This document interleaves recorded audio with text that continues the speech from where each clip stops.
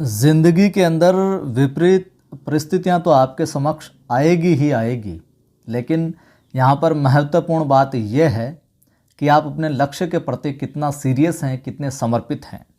नमस्कार, जय हिंद। मैं हूँ आपका दोस्त कवि आदि गणेश। कक्षा 9 की जो अपनी पुस्तक है, कौन सी, क्षितिज, उसका आज ये आखिरी अध्याय है। हमने हर एक अध्याय को बहुत अच्छे से पढ़ा है, चाहे वो गद्य हो चाहे पद्य हो। एक एक चीज़ आपको बारीकी से मैंने समझाने का प्रयास किया है। आखिरी अध्याय है। राजेश जोशी साहब इसके रचनाकार हैं। वीडियो को आखिर में सुनिएगा, इसके बाद हम क्या शुरू करेंगे। राजेश जोशी साहब का है ये बच्चे काम पर जा रहे हैं। तो पहले जोशी साहब के बारे में हम अच्छे से एक एक चीज़ समझते हैं और उसके बाद में अध्याय को हम कविता को देखेंगे। अनुरोध आपसे, वीडियो को आप लाइक कर दें, शेयर कर दें और पहली बार देख रहे हैं तो चैनल को सब्सक्राइब करके बेल आइकन क्लिक करें, ऑल नोटिफिकेशन पर क्लिक करें ताकि हर वीडियो की सूचना आपको मिलती रहे।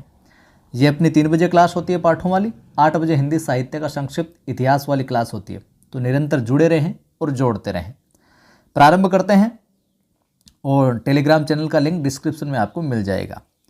राजेश जोशी साहब का जन्म होता है 1946 में और मध्य प्रदेश के नरसिंहगढ़ जिले में होता है। उन्होंने शिक्षा पूरी करने के बाद क्या शुरू की, पत्रकारिता, और कुछ सालों तक क्या किया, अध्यापन भी करवाया। राजेश जोशी ने कविताओं के अलावा कहानियां भी लिखी, नाटक भी लिखे, लेख भी लिखे और टिप्पणियां भी लिखी साहब।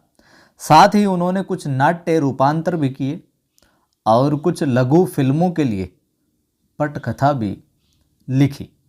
उन्होंने भर्तृ की कविताओं की अनुरचना भूमिका कल्पतरु ये भी एवं मायाकोव्स्की की कविता का अनुवाद पतलून पहिना बादल नाम से किया। ये दोनों नोट कर लीजिए आप। राजेश जोशी साहब ने भर्तृ की जो कविताएं उनकी अनुरचना भूमिका कल्पतरु ये भी इस नाम से की और मायाकोव्स्की की कविता का जो अनुवाद है वो पतलून पहिना बादल इस नाम से किया। मायाकोव्स्की की कविता का अनुवाद किया पतलून पहिना बादल इस नाम से। तो पूछा जा सकता है, ये मायाकोव्स्की वाला पूछा जा सकता है। कई भारतीय भाषाओं के साथ साथ अंग्रेजी ले लीजिए, रूसी ले लीजिए और जर्मन, इनमें भी राजेश जी की कविताओं के अनुवाद है जो प्रकाशित हुए हैं। इनके काव्य संग्रहों में हम बात करें या कविता संग्रह कह सकते हैं या काव्य संग्रह, एक दिन बोलेंगे पेड़, राजेश जी क्या कहते हैं कि एक दिन बोलेंगे पेड़ मिट्टी का चेहरा। एक दिन बोलेंगे पेड़ क्या कि मिट्टी का चेहरा, नेपथ्य में हंसी लिए 2 पंक्तियों के बीच में। इस तरीके से याद कर सकते हैं आप इसे। राजेश जोशी साहब कहते हैं कि एक दिन बोलेंगे पेड़ क्या, मिट्टी का चेहरा लिए और नेपथ्य में हंसी के साथ क्या कि 2 पंक्तियों के बीच में। ठीक है, ये इनके काव्य संग्रह हैं। वहीं हम बात करें इनके जो कहानी संग्रह भी हैं। कहानी संग्रह में आप लिख लीजिए सोमवार और अन्य कहानियाँ, एरो लगा के लिख लीजिए कहीं पर भी। कहानी संग्रह में इनकी आती है सोमवार, पहला आता है सोमवार और अन्य कहानियाँ। अन्य कहानी, ये इनका कहानी संग्रह एक है। दूसरा कहानी संग्रह और आता है इनका कपिल का पेड़, कपिल या कंपिल का पेड़, ये भी इनका कहानी संग्रह है। इनके 3 नाटक हैं जिनकी वजह से इनको प्रसिद्धि भी मिली और महत्वपूर्ण भी है, जिनमें आप लिख लीजिए। पहला लिखिए आप, नाटकों में नाटक लिखिए जोशी साहब के जादू जंगल, जादू जंगल नाटक है। दूसरा है इनका एक अच्छे आदमी, पूछ लीजिए अच्छे आदमी किनका नाटक है, तो जोशी साहब का, राजेश जोशी साहब, अच्छे आदमी। और एक टंकारा का गाना, तीसरा है नाटक इनका टंकारा का गाना। ठीक है, ये इस किताब में नहीं दिया गया क्योंकि मैं हिंदी साहित्य इतिहास की दृष्टि से आपको सारा मैटर जो करवा रहा हूँ कि हर एक चीज़ आपको जानकारी हो, तो उस हिसाब से ये जादू जंगल, अच्छे आदमी और टंकारा का गाना। और उनकी एक आलोचनात्मक टिप्पणियों की एक पुस्तक भी निकली थी, एक कवि की नोटबुक। ये आलोचनात्मक टिप्पणियों की पुस्तक थी इनकी, एक कवि की नोटबुक। ठीक है, आगे देखिए साहब पुस्तक में और इनको माखनलाल चतुर्वेदी पुरस्कार मिला है। मध्य प्रदेश शासन का शिखर सम्मान से नवाजा गया इनको, और साहित्य अकादमी पुरस्कार भी इनको मिला है। आगे देखिए, राजेश जोशी की कविताएं गहरे सामाजिक अभिप्राय वाली होती है, समाज से जुड़ी हुई होती है। वे जीवन के संकट में भी गहरी आस्था को क्या उभारती है। उनकी कविताओं में स्थानीय बोली, बानी, मिजाज और मौसम सभी कुछ व्याप्त है। स्थानीय बोली, बानी जो होती है, मिजाज, तौर तरीका, वो सारी की सारी मिलती है।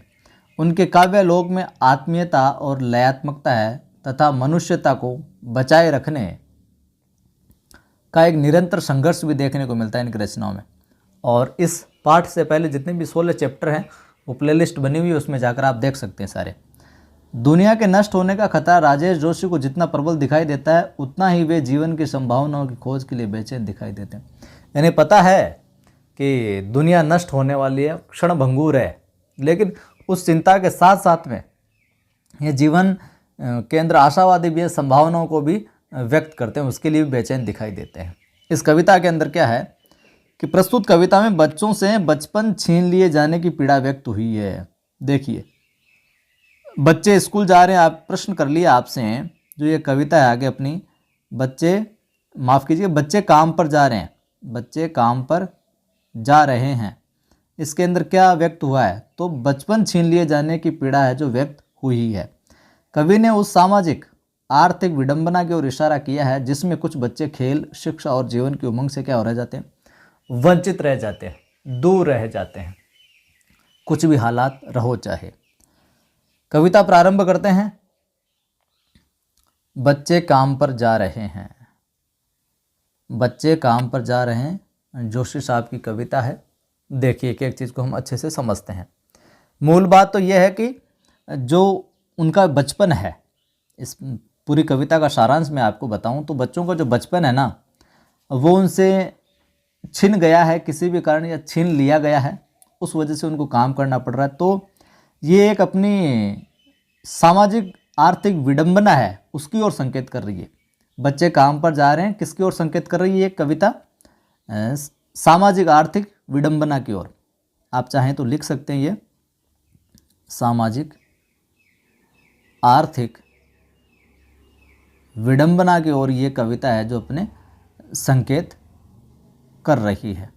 ठीक है, सीधा सा अर्थ पूछ लिया जाए तो इसमें बाल मजदूरी की चिंता वगैरह वो सारी की सारी प्रकट हुई है, वो हम इस अध्याय के अंदर देखेंगे कि कोहरे से ढकी सड़क पर बच्चे काम पर जा रहे हैं सुबह सुबह, बच्चे काम पर जा रहे हैं, हमारे समय की सबसे भयानक पंक्ति है यह, पंक्ति है यह भयानक है, इसे विवरण की तरह लिखा जाना चाहिए, इसे सवाल की तरह लिखा जाना चाहिए, इसे सवाल की तरह कि काम पर क्यों जा रहे हैं बच्चे।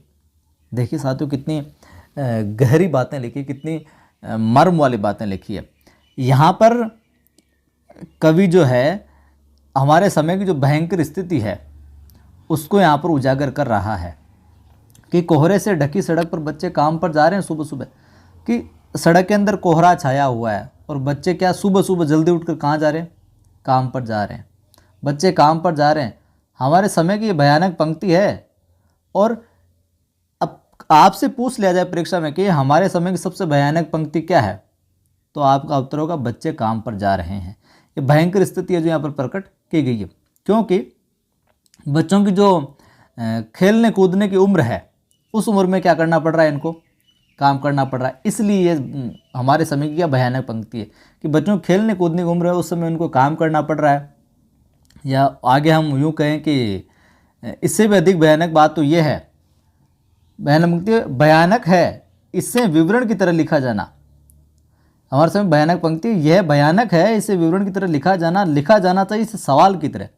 कि इससे भी भयानक की बात क्या है कि लोग इस समस्या को सामान्य घटना की तरह वर्णन कर रहे हैं, जबकि भयानक है इसे विवरण की तरह बिल्कुल सामान्य घटना की तरह है जो वर्णन कर रहे हैं इसके कि कुछ नहीं बच्चे काम पर जा रहे हैं, बल्कि होना क्या चाहिए, इसे लिखा जाना चाहिए इसे सवाल की तरह कि काम पर क्यों जा रहे बच्चे, क्या ऐसी वजूहात हो गई है, क्या ऐसा मामला हो गया है कि इससे मतलब इस समस्या को, कुल मिला के बात है कि समस्या को एक गंभीर सवाल के रूप में, गंभीर प्रश्न के रूप में प्रस्तुत किया जाना चाहिए।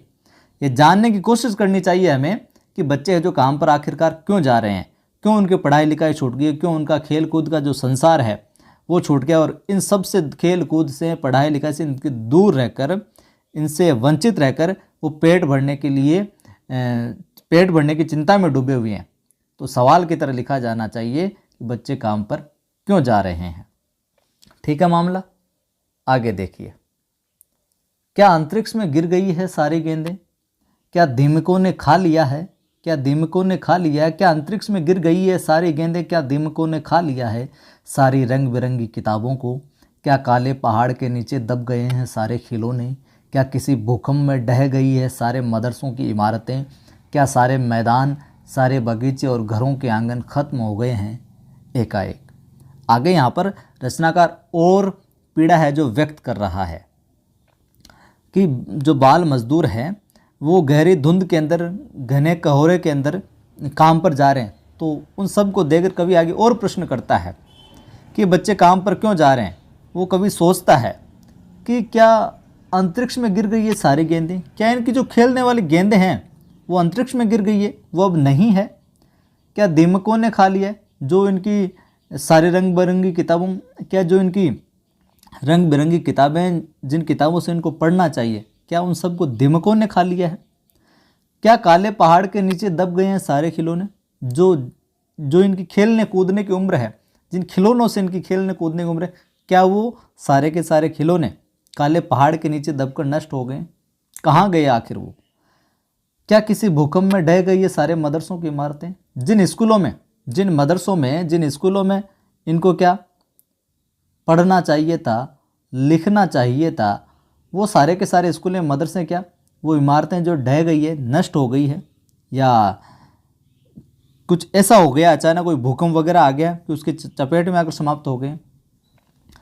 क्या सारे मैदान, सारे बगीचे, घरों के आंगन खत्म हो गए एकाएक। मतलब सीधी सी बात है कि ये सारी चीज़ें मौजूद है, लेकिन अभाव और गरीबी से त्रस्त परिवार इनसे जो मजदूरी कराने को क्या विवश हैं। इस यहाँ पर व्यंग्यात्मक रूप से कवि कह रहा है कि ऐसा लग रहा है कि ये सारी चीज़ नष्ट हो गई है। अब यहाँ पर आगे वो मुख्य जो इसका जो अपना ये पद्य है, इसका अर्थ ये है, सारांश ये है कि ये सब कुछ मौजूद हैं, लेकिन समाज के अंदर जो आर्थिक विषमता है, जो ये विडंबना है कि अभाव और गरीबी की वजह से त्रस्त जो परिवार है ना, इनसे क्या मजदूरी कराने को विवश है। और ये एकाएक ऐसा लग रहा है कि जो खेल के मैदान है इनके लिए, जो बगीचे इनके लिए, घर का जो आंगन है जिसमें फुदकते फिरें ये, वो सारे के सारे अचानक एकाएक इनके लिए शायद ख़त्म हो गए हैं। उम्मीद करता हूँ ये अच्छे से समझ आ रहा होगा आपको।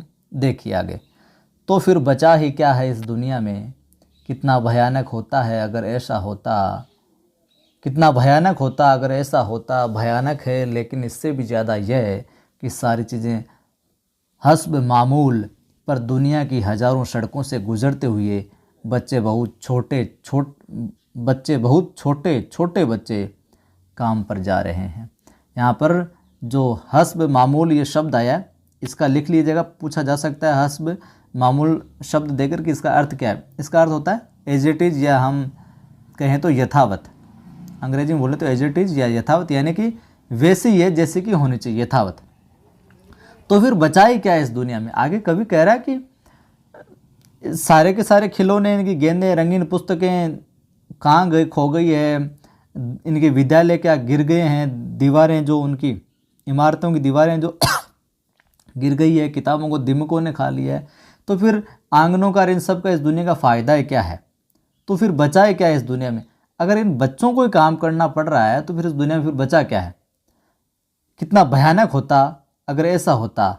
भयानक है लेकिन इससे भी ज़्यादा ये कि सारी चीज़ें हस्ब मामूल है, कि सारा का सारा ये जो संसार है, ऐसा संसार बेकार है जिसमें बचपन में बच्चे को खेलने पढ़ने को मौका नहीं मिलता हो। जो संसार के अंदर सड़कें हैं, पर दुनिया की हज़ारों सड़कों से गुजरते हुए बच्चे, बहुत छोटे छोटे बच्चे काम पर जा रहे हैं। कि दुनिया की जितनी भी सड़कें हैं संसार की, उन पर छोटे छोटे बच्चे हैं जो काम पर जा रहे हैं, काम पर जाते हुए नज़र आ रहे हैं। और बच्चों से इनका जो बचपन छीना जाना, ये वाकई में चिंता का कारण है। अगर बच्चों को काम करना पड़ रहा है तो फिर इस दुनिया में आखिर फिर बचा ही क्या है। तो यहाँ पर भयानक है सारी की सारी चीज़ें, क्योंकि चीज़ें ऐसे चीज़ें कुछ कोई बदलाव हो नहीं रहा। यहाँ पर जो बच्चों के लिए जो सुविधाएं समाप्त हो गई है ना, या यूँ कहें कि कभी यहाँ पर ये कहना चाह रहा है कि बच्चों के लिए जो सारी सुविधाएं वो समाप्त हो गई होती तो ये बच्चों के लिए बहुत भयंकर मुसीबत होती, फिर सारी दुनिया बदरंग हो जाती। मतलब कि सारी चीज़ें होते हुए भी उनको काम पर जाना पड़ रहा है, ये बड़ी विडंबना की बात है। ठीक है साथियों, देखते हैं इसमें कठिन शब्द है तो वो देख लेते हैं। कोहरा यानी धुंध, मदरसा यानी विद्यालय, हस्ब मामूल यानी यथावत, जो मैंने आपको बता ही दिया। अब देखिए ये चीज़ भी आप जान लीजिए, इससे भी कई बार संबंधित सवाल पूछा गया।